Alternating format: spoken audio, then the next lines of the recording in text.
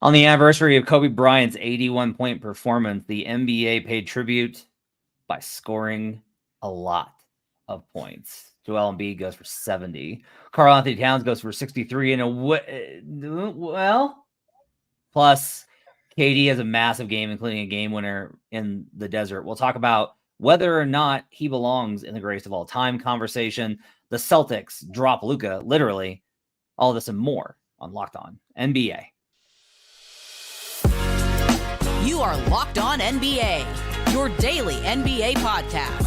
Part of the Locked On Podcast Network, your team every day. Welcome to Locked On NBA, your daily source for all things NBA from the Locked On Podcast Network, your team every day. Thanks so much for joining us and making us a part of your day. Appreciate you being with us and being an everydayer, checking in with us Monday through Friday with all of our different shows here on Locked On NBA. So glad to have you with us and for you to be a part of our community. Today's episode is brought to you by FanDuel. Make every moment more. Right now, new customers get $150 in bonus bets guaranteed when you place a $5 bet. Visit FanDuel.com/LockedOn to get started. My name is Matt Moore. I'm the senior NBA writer for the Action Network, co-host of Locked On Nuggets, joined by David Ramil of Locked On Heat. We're going to break down all the stuff in the association. We have a lot to get to because a lot of points were scored in the association on Monday night.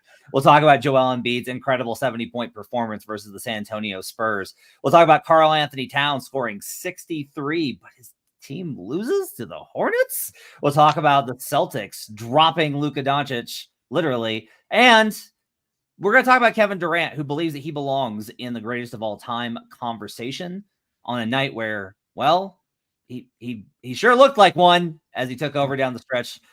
17 in the fourth quarter to lead a comeback versus the Bulls, including absolute dagger game winners. We'll talk about those shots later on in the show. First off, let's start, David, with, the news that's going to be absolutely everywhere tomorrow. The reigning MVP, Joel Embiid, faces Victor Wembanyama and the San Antonio Spurs in Philadelphia, notably.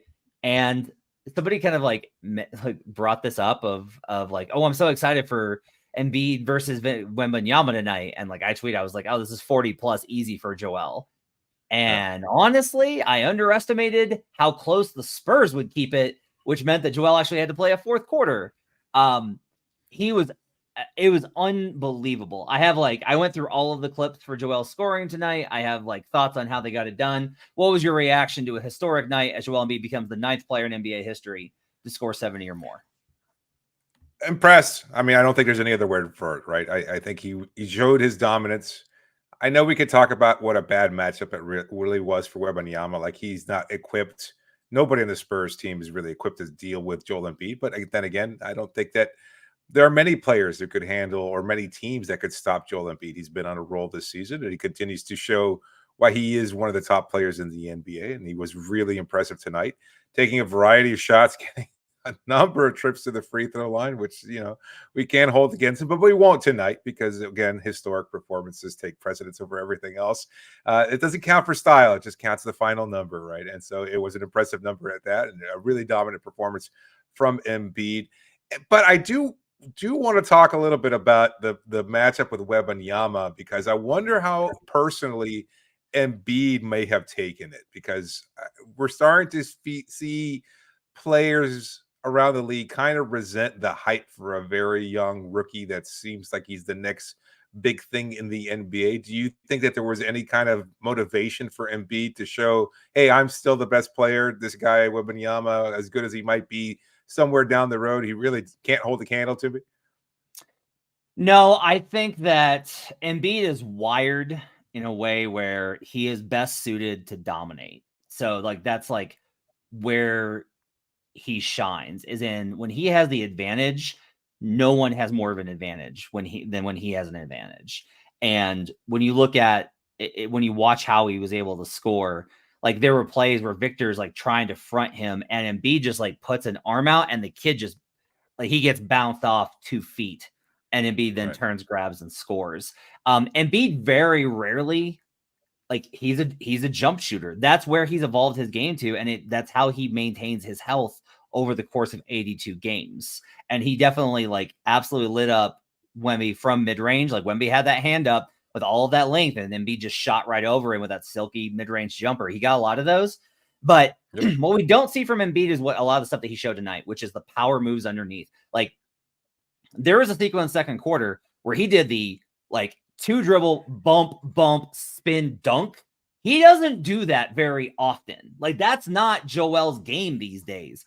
I think in part because he wants to save his body, but because Victor's so light, there was nothing that Victor could do to actually harm or deter Joel. There was no risk there. And Embiid just bodied him like a third grader. Like, there were plays where the Spurs, when they had different lineups on the floor, like if Victor was out on a switch, like there was Jeremy Sohan and a bunch of like 3 dudes around Joel, and he's still scoring through them because they're so tiny and he was so emphatic. I will also give Joel this, like once he realized that he could have a monster night, he put the work into it. And it's very easy, I think, to criticize that and be like, yeah, you put the work in when you can absolutely dominate this 10-win team that you got there. But look, the NBA is about entertainment, and the NBA is about being like, it's about individual performance and greatness in the regular season. Embiid recognized an opportunity, much the same way that he pushed so hard for MVP last year. He sees an opportunity to do that again in this kind of opportunity, and he put on a show that everyone will remember. Do I think that this was an easy matchup for him? Absolutely. Do I think that a lot of guys can score 50 with a good matchup? No, let alone 70. So he deserves a ton of credit, I think, for being willing to put in what everyone will remember as a historic performance. He did, it was funny, late in the game, the Spurs, like they had it 14. They were trying to force feed Joel. The Spurs just absolutely jumped the pass, hit a 3 to cut it to 11, got another turnover off of trying to enforce another Embiid score, went down and cut it to 9, and Nurse has to call timeout. So like the other thing was much like the 81 game. That game was in contest the entire way when Kobe scored 81. Yeah. Like that was he needed to score 81 for them to win that game. I don't know that Embiid needed to score 70 tonight to beat the Spurs, but it was competitive enough to warrant Joel having that type of performance, which I think kind of adds to some of how this went down. Conversely, though, if we want to move on to Minnesota, a game where they force-fed Karl-Anthony Towns a lot, and it wound up being a loss. And then Chris Finch, the head coach of the Minnesota Timberwolves, had some choice words about what an immature performance on defense. Yeah, I saw a lot of that, and I know that at some point it seemed like they were forcing the ball to Karl-Anthony Towns for him to get these opportunities to up his scoring total, and yet you saw other players do the opposite. At least that was my perspective, where they were kind of denying him the ball or just rushing shots in the shot clock, trying to put up points without having to go through Karl in the process. I'm not saying there's a tension there or anything like that, but it just, the offense discombobulated in a way that the Philadelphia, by contrast, did not. Like, I know it did get close and it was competitive on the Sixers side of things, but for the Wolves, they just kind of broke down what they were trying to do, and eventually they just gave the Charlotte Hornets an opportunity to force a comeback. And Terry Rozier did a really good job down the stretch of putting up some nice shots and getting an opportunity. Brandon Miller, the rookie, also had a nice shot down the stretch there too. So it was an interesting game to watch, an interesting night in general, to watch these two kind of great big scoring, threats put up different games as they were putting up these monster numbers, and then one resulting in a win against a really bad opponent, the other resulting in a loss also against a really bad opponent in Charlotte. Yeah, I think my only takeaway from the Towns game is just like this is very typical Karl-Anthony Towns, and a lot of people will say that and they mean it disrespectfully, and I kind of mean it from like of course this is how it works out. Like other guys get to chase points and it's fine, but when Towns does it, it results in a humiliation. Like that's just been the story of his career. Like what I will say is that like Finch is not incorrect in that. Look, the Wolves have built a culture of like professionalism, grit, toughness, and physicality. And they opted tonight to instead be like, they decided they could screw around with this team because it's January. They've been so good. They were 4-2 coming in, they were 5-1 coming in versus teams under 500 at home. Like they've been dominant in this spot, and they thought they could get away with it. But this shows you, like, if you don't respect the game, if you get too far away from it, this is what happens. And like, it sucks because like Towns really was electric in the first half. Like he's coming off of screens from Rudy Gobert and knocking him down. He's sliding in between two defenders. Miles Bridges had absolutely nothing for him. Like it was an incredible offensive performance, but you do at some point kind of have to recognize like, hey, this has gotten out of hand and we need to get back to how we play basketball. Like one of the reasons why the Sixers can do this is guess what? That's how they play basketball is Joel does everything. Tyrese does a lot and the other guys fill in. So like they're built to do that. The Wolves are much more egalitarian and Ant, was kind of passive tonight. It was weird. Yeah. So we'll see kind of what if there's any ramifications from this, but definitely a fascinating night with those two performances in the NBA. On the other side, Kevin Durant had himself a night in Phoenix as he scores 40 plus in a comeback win versus the Bulls. We'll talk about that, plus Kevin Durant's comments about why he belongs in the greatest of all time conversation. We'll do that up next on Locked On NBA.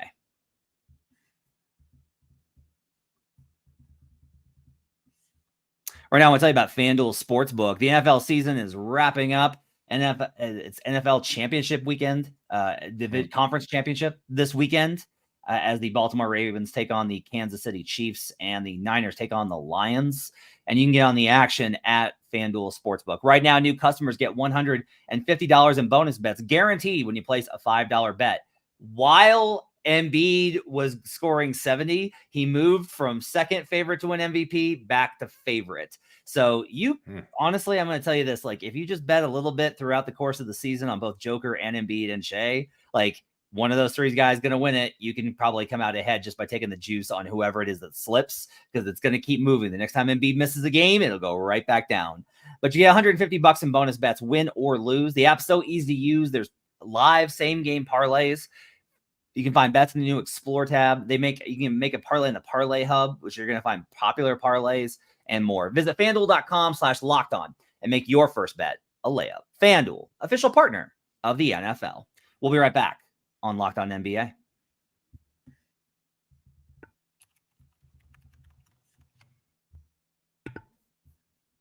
Back here on Locked On NBA. Thanks for joining us, making this part of your day. Appreciate you guys being with us on a Tuesday. Matt Moore and David Ramil.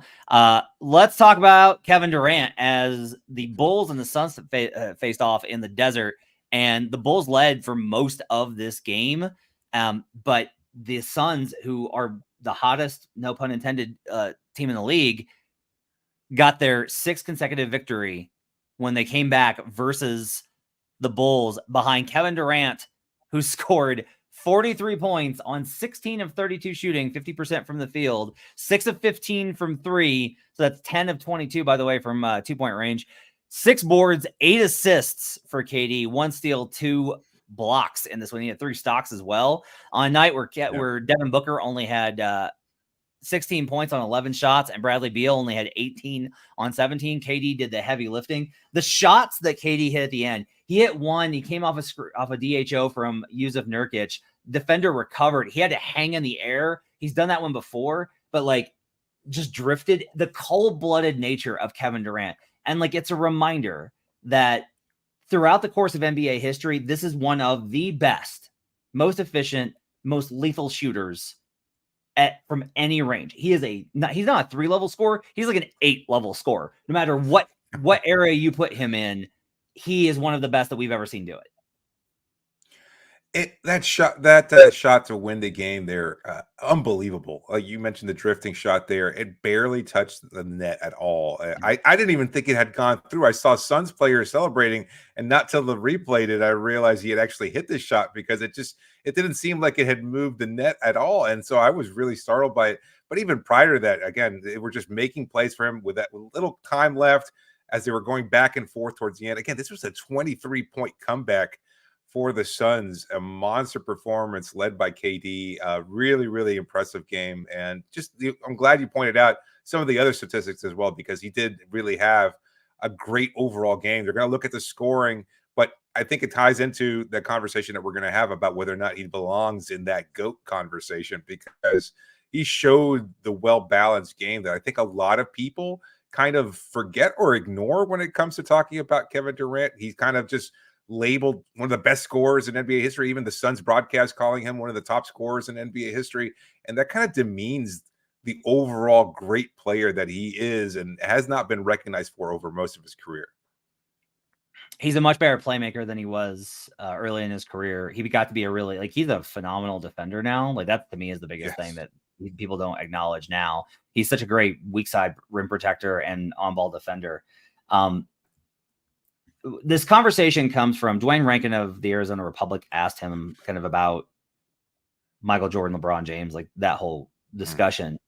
And KD responded with, why shouldn't I be in that? That's the question you should ask, he said. Why not? What haven't I done? And he says, because I went to the Warriors. That's why he's not in that conversation. This is a fascinating topic. Like, to me, it really is. And like, you can get tired of the GOAT conversations. I get it. Like, I understand that ranking players can be tiresome at times. But what's fascinating to me about Kevin Durant is that if you ask me who the best basketball player I've ever seen is, it's Michael Jordan. But if you ask me who the second best basketball player I've ever seen, I honestly might say Kevin Durant. That doesn't make him the greatest, though. And like, I do think that this is like where KD goes to a different wavelength. I think from his mind is like, and I will borrow a phrase because it's not mine, but he's a pure hooper, right? And for him, it's like, if you have the moves and the skill and the touch and the mechanics and the footwork and the balance, like those are the things that make up a baller to him. Like, that's what makes up a hooper. That's what makes up a player, right? Versus we see players like LeBron James, who doesn't have that level of touch. He's never been that kind of shooter. We see players like Nikola Jokic that doesn't have that kind of athleticism. But both of those guys shape the game more than KD ever has. He's become a great passer, but he doesn't shape the court as a playmaker. He's become a great defender, but he doesn't like dominate that side of the floor like a Draymond Green. He is a 3-level scorer, but he doesn't create the same kind of gravity that a Steph Curry does. And so it's like, in many ways, I don't think that KD will be appreciated for the great player he is. But also, I will say this: greatness is a reflection of resume. Like, it's a reflection of accomplishment. You have to accomplish things to be the greatest of all time. And KD will be like, I have 2 titles and an MVP. And I'm like, sure, but LeBron has 4 and 4 titles. Like, that's more. It's more. You know, Jordan has 5 MVPs and 6 titles. Like, right now, Nikola Jokic has half as many titles and twice as many MVPs. Now, do I think that Kevin Durant's career has been greater than Nikola Jokic's? Yes, because Jokic isn't over yet, and neither is KD's. But I do find it like, that's the recognition that I think you have to get to, is you could be talked about as I think Kevin Durant belongs in the best player conversation of all time, but I can't get there for any sort of discussion of him as the greatest. And he's not wrong. Those 2 titles are always going to be reflected through the lens of joining the Warriors. It's an inescapable reality for him. It's a really difficult conversation and nuanced, and I think our perspective is really, it does become very subjective because, you know, Michael Jordan changed the game and the way it was played in a way that nobody had, maybe except for Wilt Chamberlain, right? In terms of pure physical dominance, or just being able to combine skills in a way that nobody had really seen. I mean, there was David Thompson and others that kind of got close to that plateau of where Michael Jordan, but Michael Jordan exceeded them. And then combined with David Stern and the myth making of the 80s and the way the game was marketed during the 90s and everything else like that, it really, Michael Jordan became larger than life. And so I think that's where that story is defined. As far as KD is concerned, he had the unfortunate circumstance of playing alongside or playing the same era as one of the other players is compared to Michael Jordan in terms of the GOAT, and that's LeBron James. Like, you know, I remember an interview, I can't recall exactly when, but he said he was tired of being viewed as number 2, always being compared to LeBron in that sense. And it was unfair of him because, you know, he couldn't really ever get past LeBron in terms of how the popular vote kind of saw him. And I don't know. I know what you're saying in terms of the accomplishments, but it's also, it almost feels a little unfair too, because again, one, you have to give it to either LeBron or KD for a lot of that time span, and LeBron wind up eclipsing him in some ways because he did win championships in Miami and he won MVPs in Miami and stuff like that, and so that really put him well beyond what KD was able to accomplish. But those Thunder teams were so much fun, but they always got bogged down by injury, and they never got to achieve their full potential. They had that big three with James Harden that went to one finals in 2012, and then they broke up the team immediately afterwards. Westbrook was always hurt after that. They were trying to incorporate new players, and KD just steadily maintained being one of the best players in the game. Yeah, he was really, really good. And so it was kind of just held against him that he wasn't able to take those teams to that next level. But it's also really difficult to do individually. And that's the kind of thing that nobody really considers. Like Jordan was not an island as much as we'd like to think of him that way, or as much as the narrative has been crafted that he was the singular player that did everything. He was dominant as hell. And I know I'm right up there. We're old enough to remember watching him and seeing him dominate on a regular basis. But at the same time, like he did get help from Scottie Pippen. He did get help from Horace Grant and Dennis Rodman. Grant in particular never gets remembered.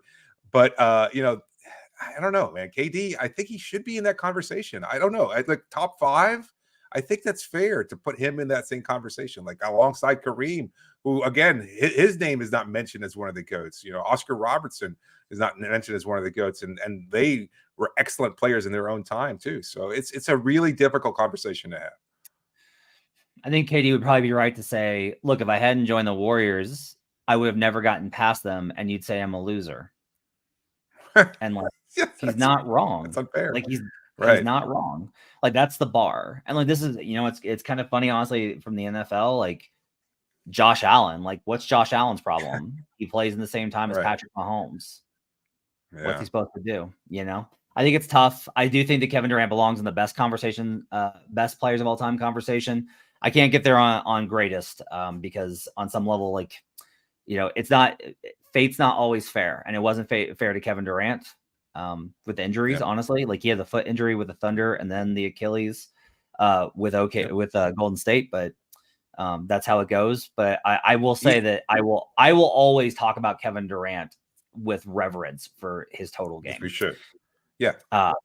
Up next, we'll talk about Luka Doncic taking on the Boston Celtics, and we'll go around the association and wrap up with the rest of the games on a busy night here on Monday night for Tuesday's Locked On NBA.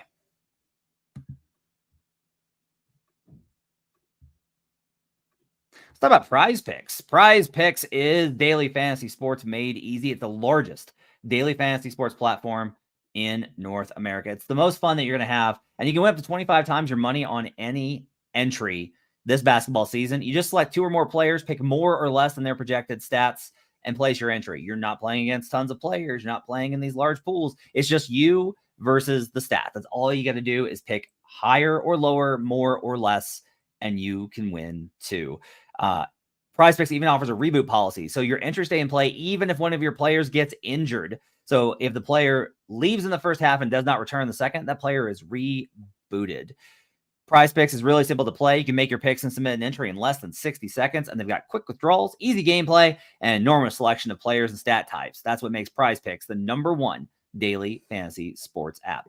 Go to prizepicks.com/LockedOnNBA and use code LockedOnNBA for a first deposit match up to $100. That's prizepicks.com/LockedOnNBA and use code LockedOnNBA for a first deposit match up to $100. Prize Picks is daily fantasy made easy. We'll be right back on Locked On NBA.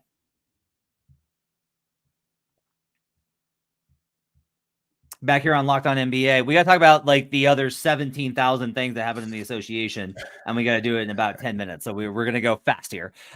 Let's start with the big game of the night, which is honestly the Boston Celtics taking on the Dallas Mavericks, as the Celtics bounce back in a big way as they are able to get the win in Dallas. Jason Tatum, who is playing like, I've made a lot of Celtics fans angry because I was like, he's kind of having a down year. And they were like, what are you talking about? And they missed all these things. I was like, look, he's missing jumpers. Like his off the dribble jumper stats are way, way down this year. He's been liquid molten fire lately. He has been incredible lately. Some of the moves in that Nuggets game were amazing. He had some incredible ones tonight as well. 39 points, 11 boards, 5 dimes, 3 steals, 2 blocks, and a plus 27 for Jason Tatum on 11 of 21 shooting tonight. Drew Holiday chips in 11. How about Jaylen Brown? with 34 points. He's been in kind of a mini slump. 13 of 22 from the field, along with 4 dimes. Celtics get this win without Kristaps Porzingis. That's a significant one to me. Is like, this is a great win. They have sometimes been a little shaky on the road without KP. Luka Doncic goes for 33 points on 30 shots. Okay, 12 of 30 shooting. 2 of 8 from 3-point range. 18 rebounds for Luka. 13 assists. He plays 40 minutes. They are running him into the ground. Luka's playing a lot of minutes this season. I'm a little bit concerned for him. He had all this usage, and they were minus 13, including he's also going to be a little sore tomorrow for when Jaylen Brown dropped him. I'm not sure if he stepped on the foot. I always assume when anybody gets dropped that somebody just stepped on a foot. It's very rare that somebody actually gets dropped clean. I haven't seen the replay to find out yet, but tough one there. Tim Hardaway Jr. adds in 20 points off the bench. He's the leader, by the way, in the odds market for 6th man of the year. Good win for the Celtics. For me, the big takeaway is Dallas continues to show me that they're a team that's going to make the playoffs by beating bad teams, and I have not seen any evidence that this Dallas team in particular has what it takes to beat any of the really good teams in the playoff series. Yeah, I think that's fair. I think there are concerns, but there's also the possibility of the trade market. Have you heard if they're an active team right now that looking to make an upgrade right around the trade deadline? Yeah, so I mean, they were involved, I think, in the Siakam talks. I think they were involved. I think they've reached out on a number of guys, but I don't think that, like, part of it's where the market is, right? Like, who's the big name right now? It's DeJounte Murray. They don't need him. They got Kyrie Irving, right? Like, they're good with Kyrie, especially how Kyrie's played as of late. They wanted a power forward, but those are hard to get right now. Like, big forwards are kind of all the rage right now. It's why Siakam fetched a good price on the market as well. Yeah, we'll kind of see depending on what happens. I wouldn't be surprised if they got in on one of the wings that's available. If Golden State decides to shake things up, I think they'd probably be interested in some of their guys.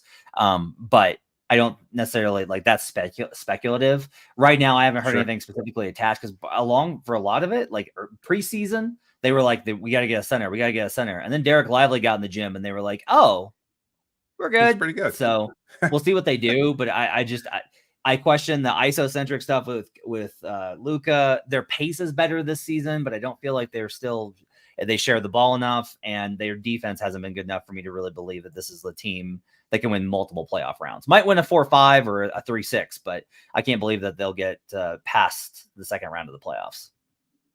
Fair enough. Let's move on. Okay. The Cavs stay hot. The Magic were on back-to-back, but the Cavs go 126-99. Like, JB Bickerstaff, who I was very out on, is putting together a sneaky campaign here for having a really great season. They've been out without Darius Garland and Evan Mobley for basically the entire season, and yet the Cavs are one of the hottest teams in the NBA this season right now. Like, they are absolutely tearing it up. Cavs have won 8 in a row. They're 8-2 in their last 10, and are now just. They are 3 games back of the Bucks for the 2 seed in the division in the Central Division.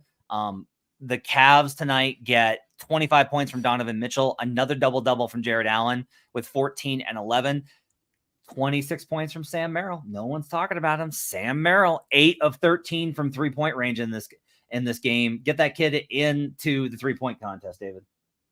Yeah, please. I think the Cavs are an interesting story, and they've been playing great, and yet I still look at this team and I don't know how they balance incorporating Garland back into the rotation once he returns from injury. Mobley's another question. I don't know whether or not he continues to show some of that spark that he showed, particularly last season. He struggled a little bit earlier in the season, then of course the injury, and now it's trying to welcome him back and accept and get him to play at his very best, and to also show that they can do this consistently in the playoffs too. Are they a team that has finally taken the leap and can get past, say, the New York Knicks or others in the Eastern Conference? They're a dangerous team. They're a good team. And at the same time, I think they're just still also one step shy of being considered an actual contender in the East.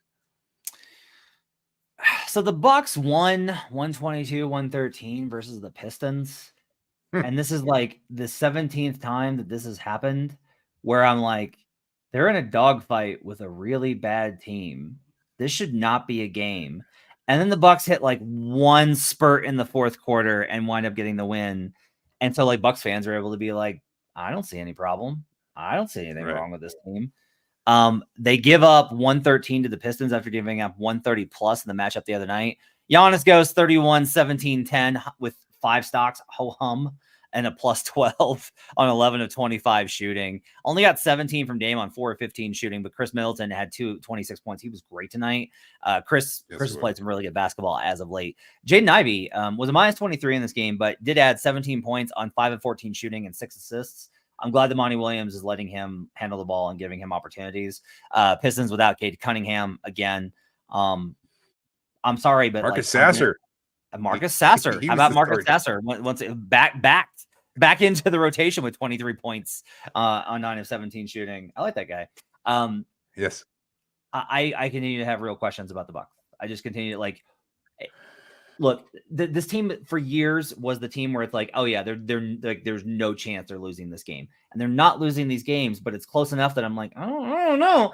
It never felt like that before. I'm judging them a lot by what they were like under Bud, and maybe that's not fair, but they do not feel dominant to me. They just feel like a team that's barely outpacing a weak schedule set.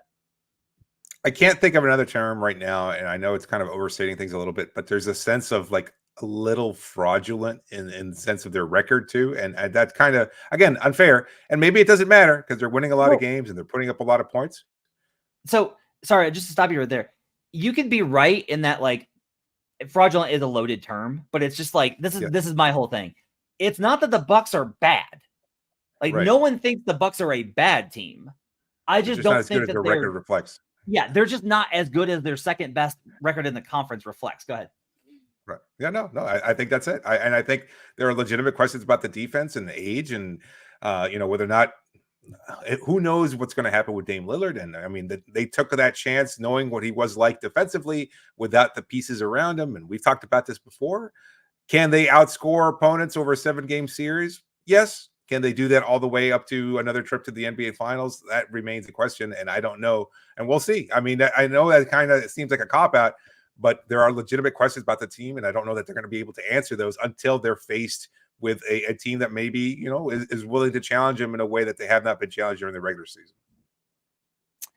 Finally, the Kings beat the Hawks because the Hawks are sad. Yeah. That's it. That's the end. That'll wrap it up for Locked On NBA for a Tuesday. Thanks for joining us. Make sure to tune in tomorrow. Jake Mass and John Corrales have you covered on Wednesday's show. On Thursday, Pat the Designer and Nick Angstadt. And on Fridays, you've got Wes Goldberg, David's partner, and Adam Mares, my partner, as you can check that out. You can catch David over at Locked On Heat, as he's sure to be busy over the next couple of weeks as the Heat continue to scour the trade market. We will be back with you tomorrow with Jake Madison and John Corrales. Thanks for joining us. Have yourselves a great week. We'll see you guys again next time on Locked On NBA.